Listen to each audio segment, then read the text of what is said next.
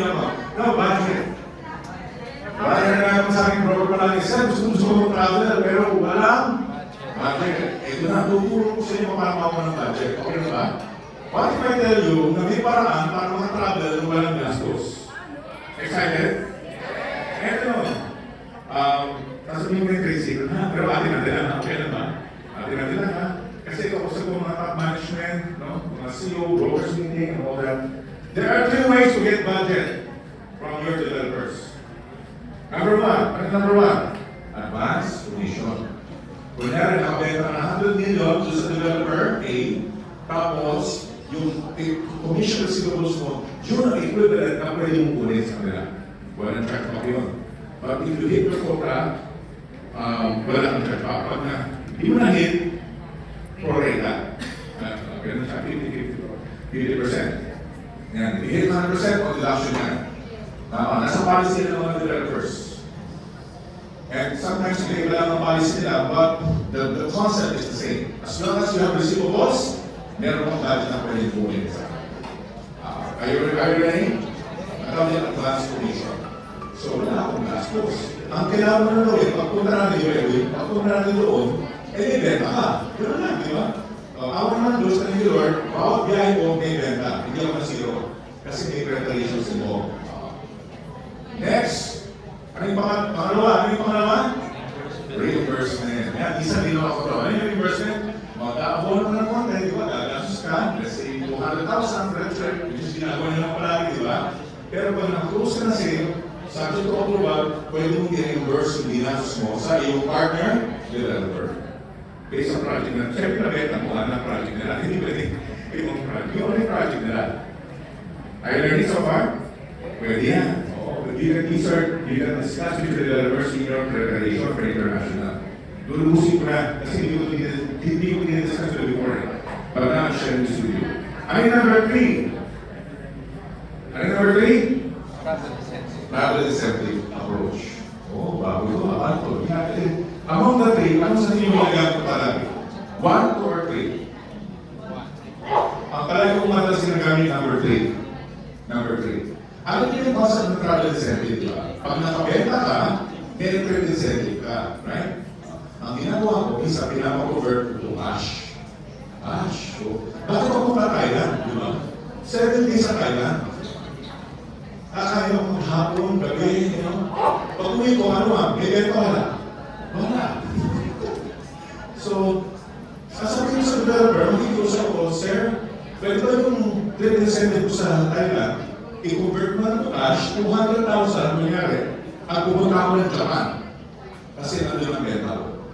Oh, may gastos wala? Wala. Ang trade incentive is already earned. So you earn. Earned it. Hindi naman, bumenta ka ng 100 million, sir. So may incentives yun. Without touching your commission. Save your commission, may incentive pa. Pero trade incentive, you can use that as your budget to travel for free. And this is what I do. Kakainin ba kayo? Are you getting the point? Yan, ano yan? Then when you travel, ang ginagawa ng preparation, I make sure puno-puno yung calendar ko. 15 days sa Japan, 1 month sa Dubai, 1 month sa US, hindi pwedeng walang naman yan. Papapahiya ko sa developer ko, right? Kailangan hindi natin kaya, magpepeta tayo, right? We will do that. Diba this, no? Hindi ka hindi pwede. Ito kasama ko ngayon, si Tony, my guest, sa international, right, Tony, no? Tama ba, Tony? Maraming activities sa araw. Sobrang dami po. Ang dami opportunities, right? 18 years abroad with 40 visas. Ready to travel. Tingin yung calendar. This is my calendar. Sino committee mo? Sino country mo?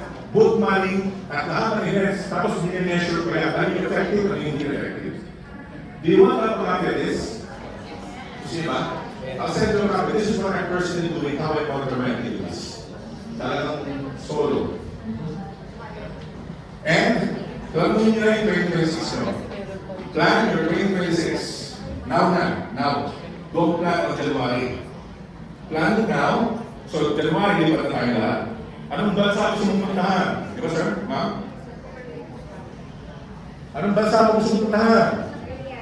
Korea, okay. The best time to travel to Korea is March. Ano ba? Dali, magbalik kayo sa akin. Sige, what country do you want to travel? Come on, guys.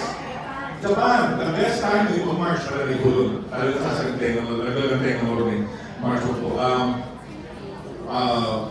April and May and June. Well, August. Mainit na August eh. Ano ba? Dali, come on, guys. Come on, dali. Ha? US anytime, yeah. Yes, sir. Anytime US. But the best time to go to the US is yung month ng June, July, and August during the Philippine Independence Day months. Ang dami ko nila yung talagang outside. Ayaw getting my point. Preparation. Now, what do we need to do? Ang dapat natin gawin, right? Repeat after me. Leadership. Sabi niya, leadership. A real estate broker is a leader. Repeat after me. A real estate broker is a leader. Oh. May purpose si Lord bakit kayo naging licensed broker. To share your knowledge, to share opportunities, help people make income. Tayo marami ng income right? Done deal tulungan natin iba tao. This is my model for training and developing my team and also closing sales. Okay, ready?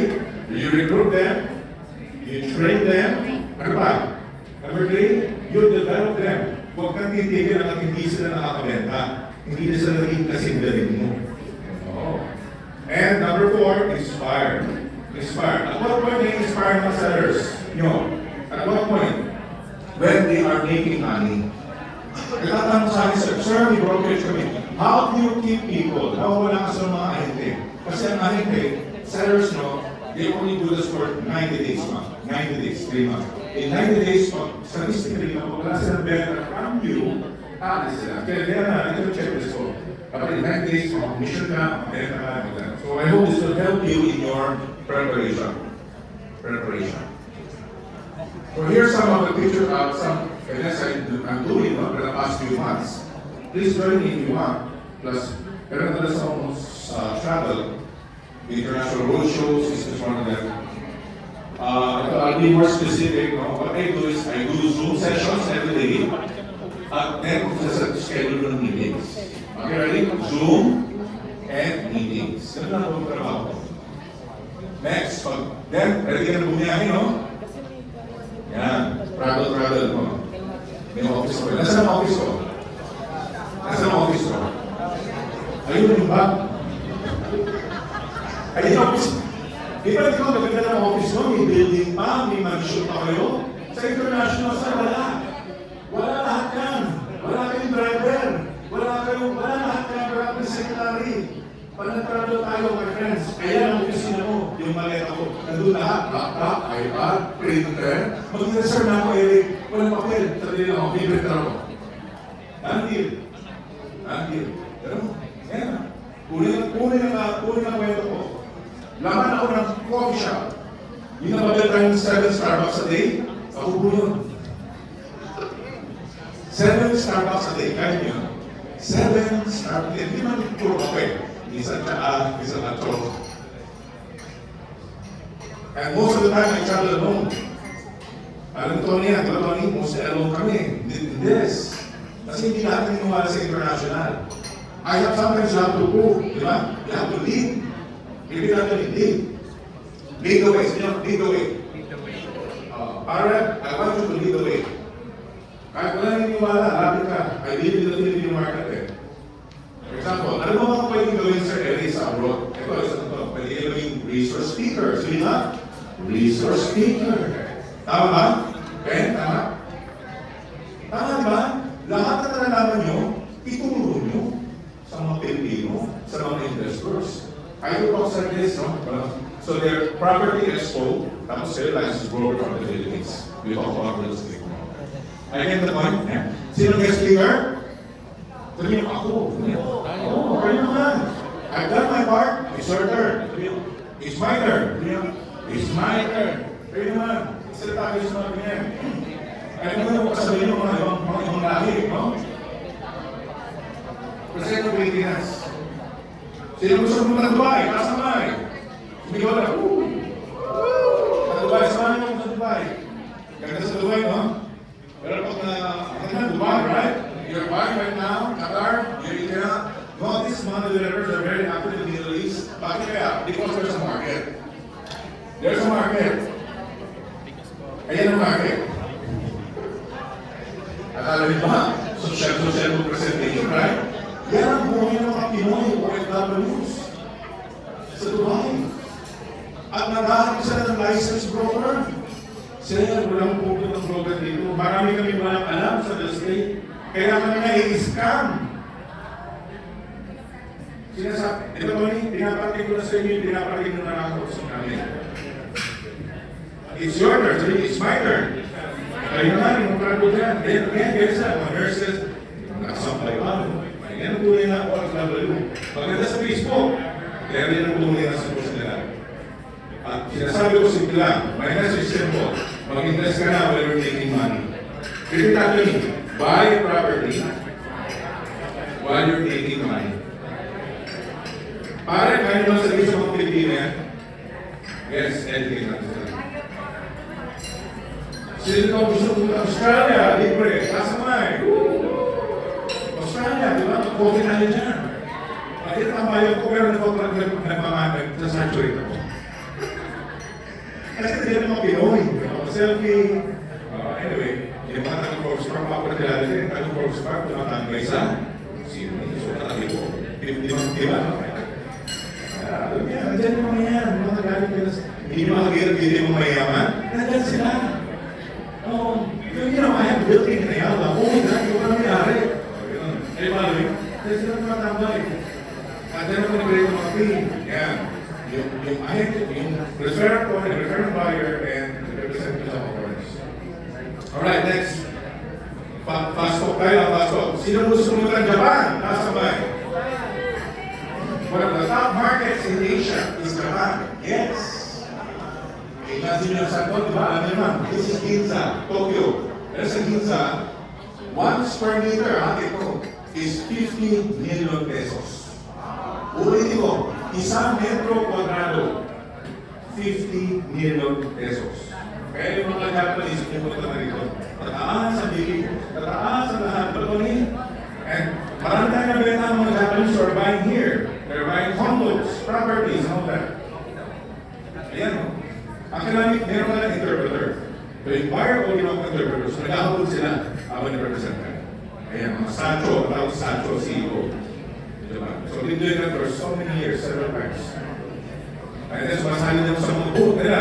I pay sponsorship, 150,000 to one, and then you promote your company, your brokerage, as a brokerage company.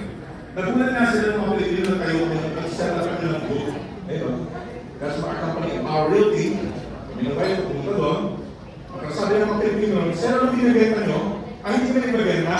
Naghahanap kami ng mga unit owners sa kagaya mo na gusto iparent or resale ng property nila. What do you think happened? Ang daming tanong na pumunta. Kasi there are two types of Filipinos abroad. Yung nakabili at yung hindi ka nakabili. I get the point. Alam niyo ba, ganang karami ang Pilipino na may properties na rito na nakatenga lang, na walang broker na nakahandle. Sino dapat yung broker niyo? Sabi niyo, ako! You'll be surprised. You'll be so surprised when you travel there. It's a whole new world. Grabe. Ngayon, may tagline pa nga ako, kondo mo, parent ko. Yung pa yung tagline natin. Paano kayo gumawa ng mga tagline niyo? Ano yung brand niyo? Sanchility pa rin yun. Sino gusto pumunta ng Italy? Nasa kamay! Alam mo, masarap ang pabila. Pinakasarap ang coffee sa Italy. Punta naman. Kaya din naman natin, nag-educate tayo. Giving ng lectures about this, like presentation with market developers. Dahil makakagin Italy, ang makakagin ng Italy, France. Sino gusto punta ng Paris? Nasa kamay. Gusto nyo mag-coffee by Paris? Paris. Paris tawag na Paris, hindi Paris. Paris. Diba? Ayan, so 2008 pa lang, nagtatrabaho kami noon. Laman ako ng coffee shop at restaurant. Yan. Laman ako ng mga restaurant na ganyan mag-represent. Walang office. Walang meeting na with the buyer. Direct meeting na. Ayun sa train, may presentation ako kahit sa train. Basta nilatagalog, nilalagin ako. Sino gusto pumunta ng Switzerland? Nasa kamay!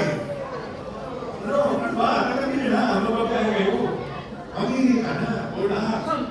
Okay? Kasi ang Italy malapit na sa Switzerland. Kaya train lang yan. This is what they do in Switzerland. The richest market in Europe.